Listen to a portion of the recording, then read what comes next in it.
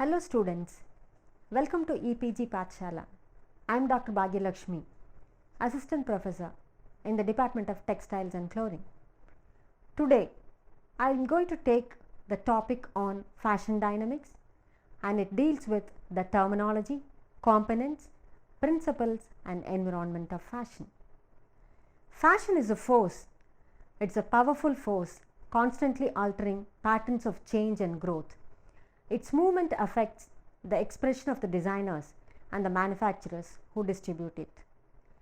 Webster defines fashion as prevailing custom, usage or style, and in this sense it influences all.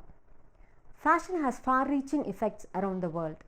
It means the style or styles of clothing and accessories prevailing at a particular time. Fashions today is a big business. Millions of people are employed either in the fashion industries or in the fashion business. Fashion industries at present concentrate on wider range of merchandise categories from baby wear to adult wear. Textile and fashion related industries are mushrooming day by day and produce apparel goods. Moreover, home textile products and also accessories are also produced by these industries for men, women and children. Hence, there is a good scope for students who learn fashion and textile designing in different sections of industries. In this context, the learner should study the terminologies, components and principles of fashion. The terminologies of fashion. So, fashion is a complex subject that fascinates the entire world and has been studied throughout history. In the study of fashions today, certain words and phrases are used often. They are high fashion, mass fashion, style, design, taste, classic and fad. Fashion is a style that is accepted and used by the majority of group at one time. It is accepted by a group of people with similar interests or characteristics. For example, the fashion consciousness of college-going students, adolescents, career-oriented men and women. Fashion can also be categorized according to the group to which they appeal. High fashion refers to those styles or designs accepted by a limited group of fashion leaders, the elite among consumers who are first to accept fashion's change. High fashion styles or designs are generally introduced and sold in small quantities and at relatively high prices to entertainers and fashion innovators. On the other hand, mass fashion or volume fashion refers to those styles or designs that are widely accepted. These fashions are usually produced and sold in large quantities at moderate to low prices and appeal to the greatest majority of fashion conscious consumers. Style is the next component. A style is a characteristic or distinctive mode of presentation. It is a conceptualization in a particular field. It is the characteristic or distinctive appearance of a garment, the combination of features that makes it different from other garments. Some people adopt a style and wear it regardless of current fashion. Some styles are named for the period of history in which they originated, that is Grecian, Roman, Renaissance and then Empire style of the early 19th century, which featured a waistline cinched high above under the bust. Minor details are also altered to reflect the taste or needs of the era. The style can still be brought today, but with modifications for current fashion acceptance.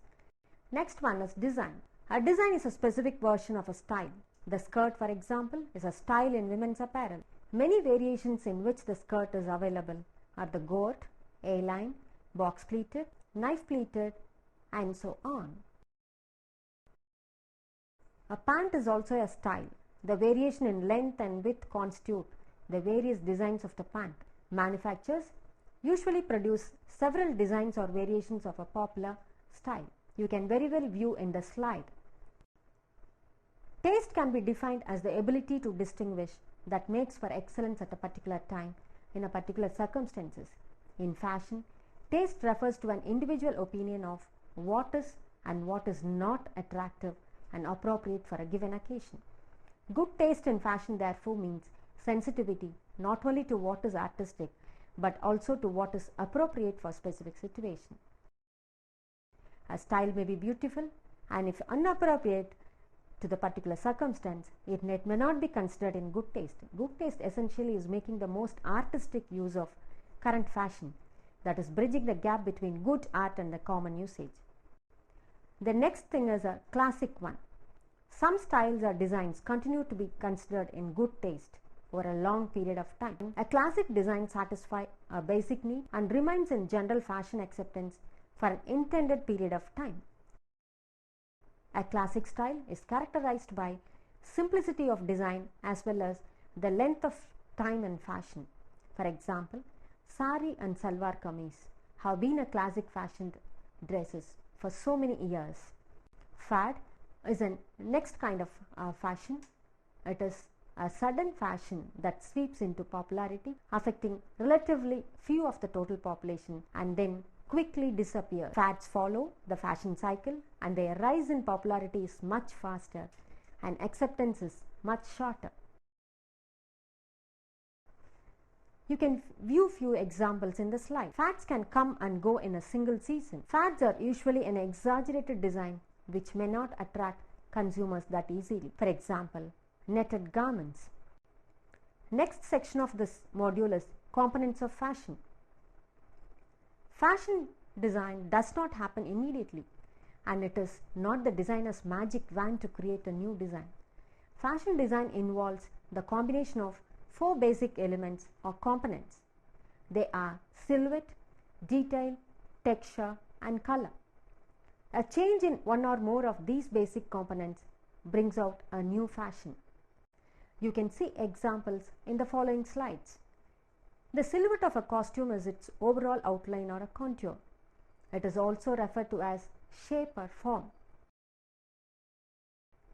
Women have worn countless silhouettes throughout the centuries. However, there are actually only 3 basic forms, that is straight or tubular, bell-shaped or buffled, bustle or backfulness.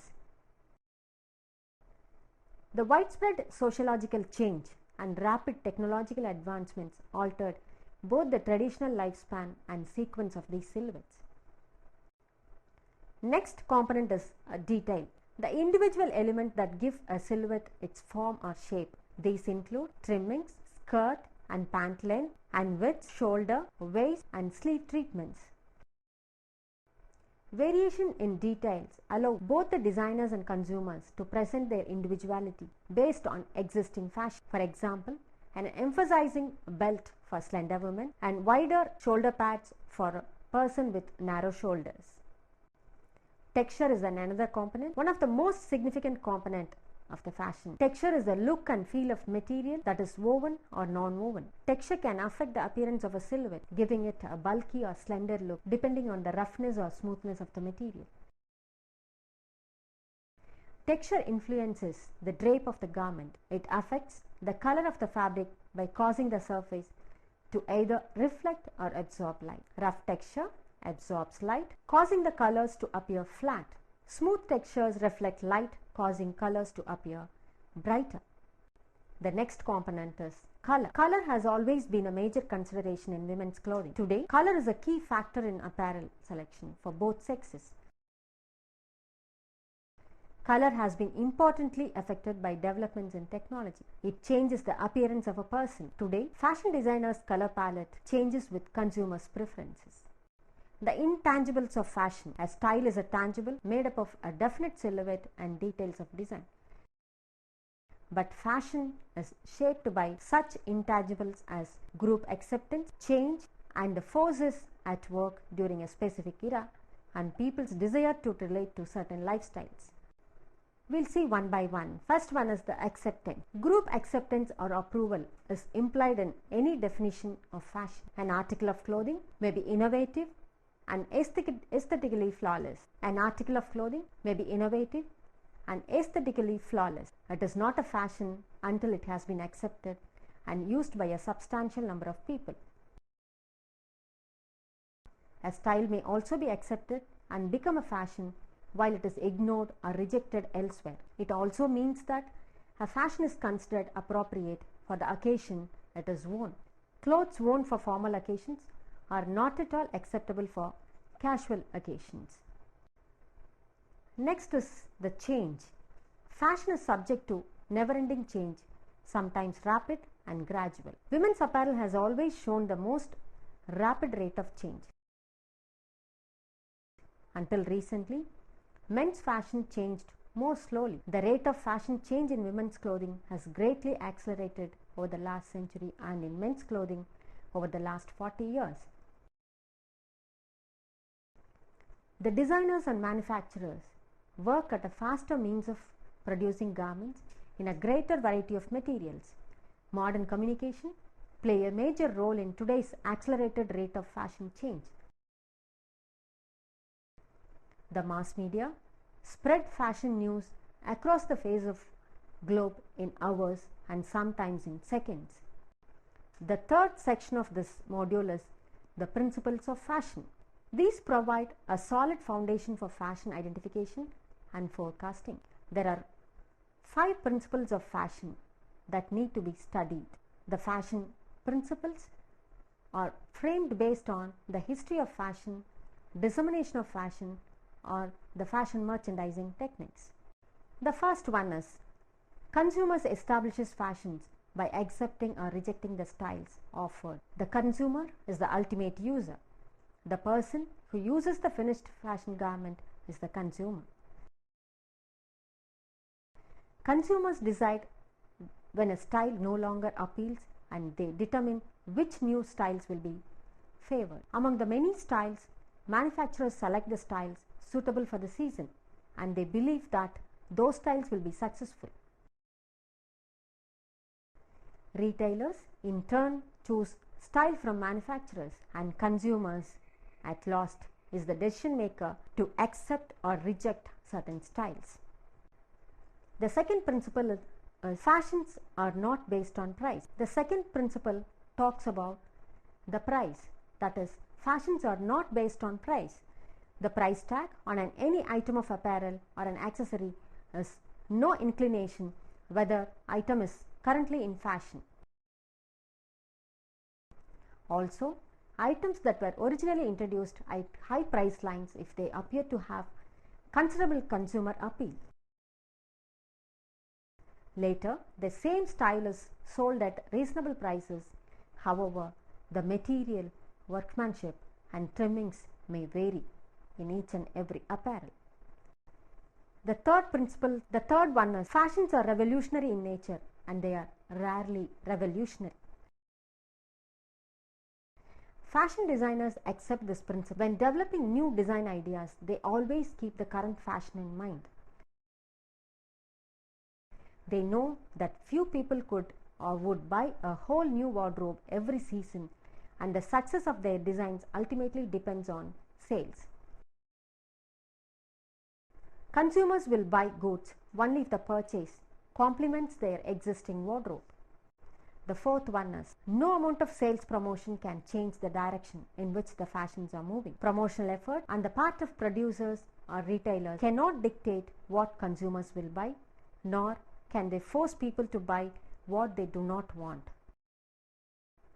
The few times that fashion merchants have tried to promote a radical change in fashion, but they have not been successful. Promotional effort cannot renew the life of fading fashion unless it gives a new appeal. Retailers try to push the merchandise in sales at a very lower prices.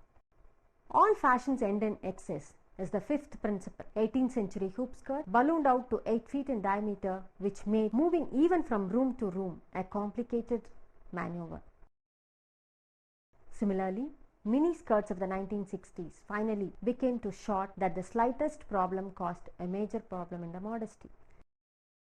Once the extreme in style is reached, consumers look for newer styles. Next is the environment of fashion. In fashion merchandising, the environment of fashion differs from one part of the target to another part of the group. Therefore, it is to study about the conditions that affect a particular target customer's environment. There are 4 major environmental factors that affect fashion interest and demand. They are demographics and psychographics, the degree of economic development of a country or society, the psychological characteristics of the class structure, and lastly, the psychological attitudes of customers. Coming to the demographics and psychographics, demographics are the studies that divide broad groups of customers into smaller, more homogeneous target segments, and the variables covered in a demographic study are population by regional, urban, suburban, and rural population, age, sex, family life cycle, race, religion, nationality, education, occupation, and income are also the demographic features studied. The psychographics are studies that develop fuller, more personal portraits of potential customers. Psychographic studies more fully predict customer purchase patterns and distinguish users of a product. The variables covered in a psychographic study are personality, attitude, interest, and personal opinions, and also the actual product benefit desired. The second factor is the degree of economic development of a country or society. The growth of fashion demand depends on a high level of economic development, which is reflected in consumer income, population characteristics, and the extent of technological advances. Consumer income can be measured in terms of personal income, disposable income, and discretionary income. Many groups of people use the amount of personal income as an indicator of arriving in their particular social set.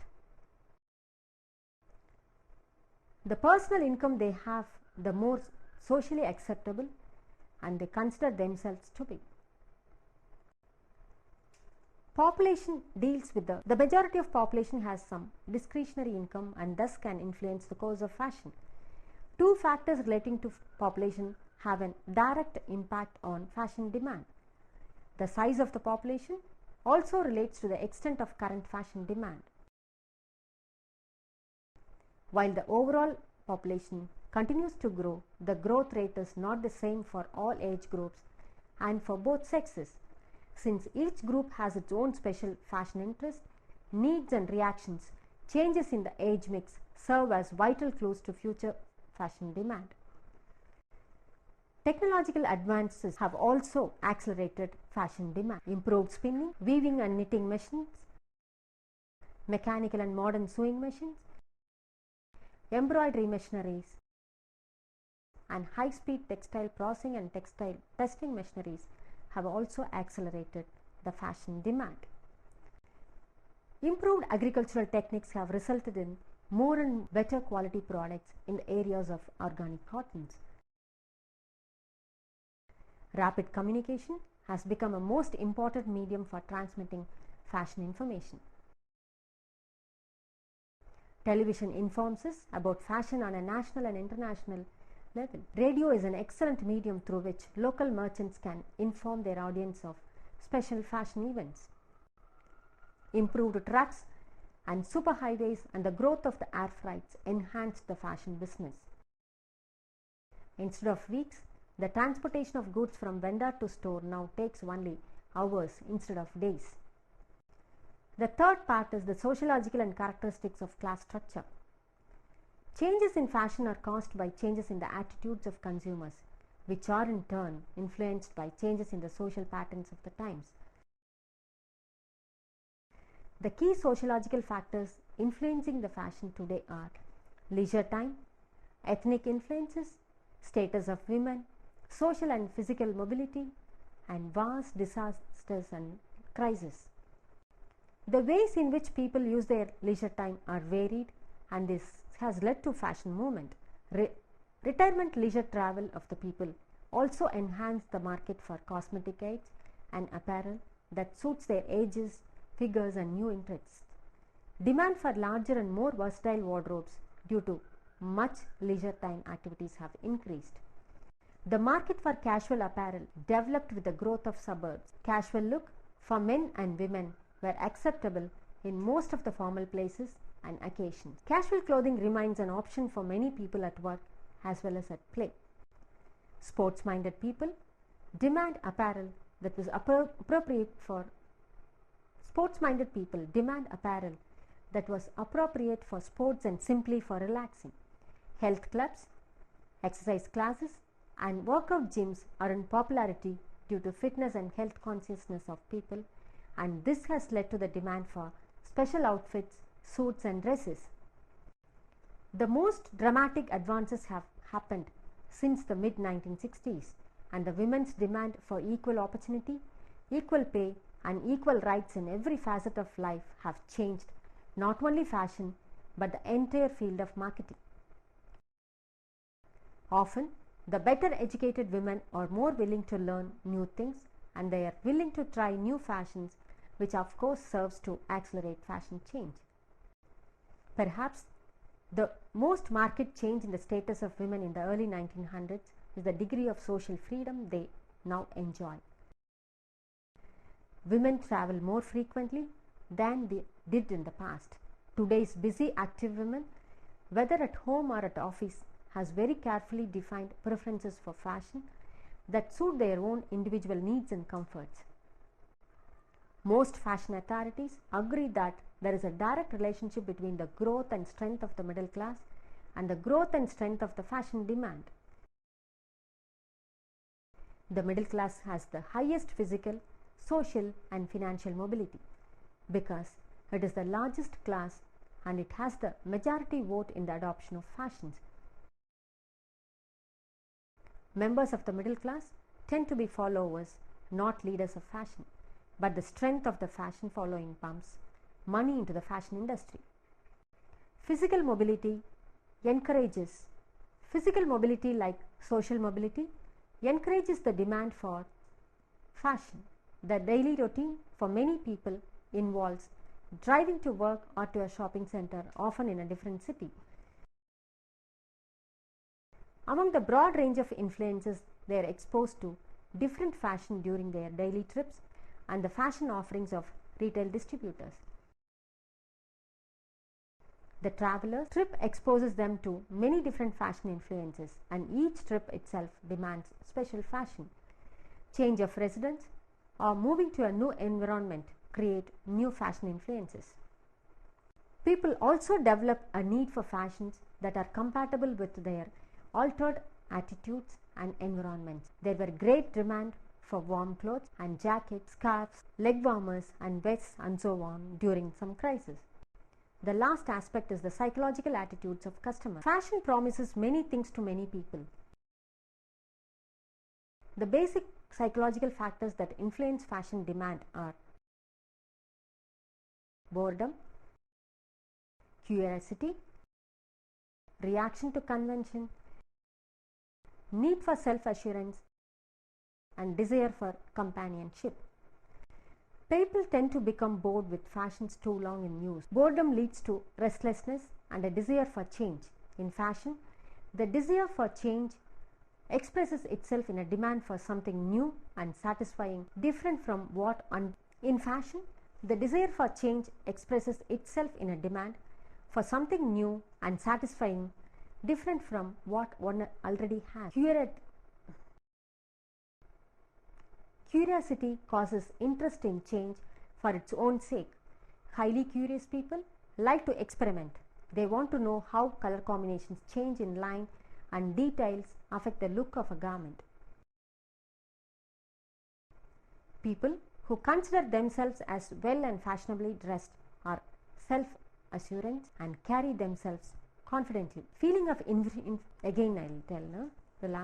People who consider themselves as well and fashionably dressed are self-confident and they carry themselves well.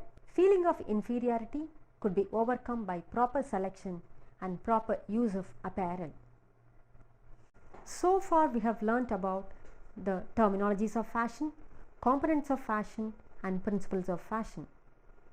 Through this module, I am sure that you will have an understanding about the nature of fashion, comprising of fashion terminology, components, and why fashion is always subject to change.